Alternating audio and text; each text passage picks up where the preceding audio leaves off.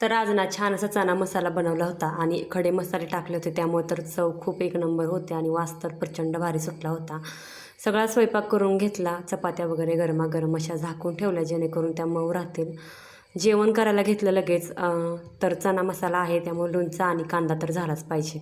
इकडे थोडं आदल्या दिवशी शिल्लक होतं पिठलं केलेलं, तर ते परतून खूप सुंदर लागतं. मग दुपारी जेवण केलं, व्हिडिओ डायरेक्ट संध्याकाळी शूट केला.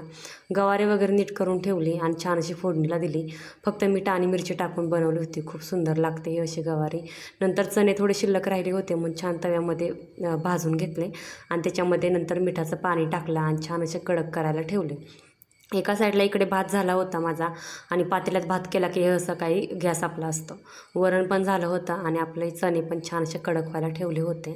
तर मस्त असे चणे कडक झाले, जेवण केलं. तर चला, कसा वाटला मिनी ब्लॉग कमेंट्स करून नक्की सांगा. व्हिडिओ आवडल्यास चॅनलला लाईक सबस्क्राईब शेअर करायला विसरू नका. बाय.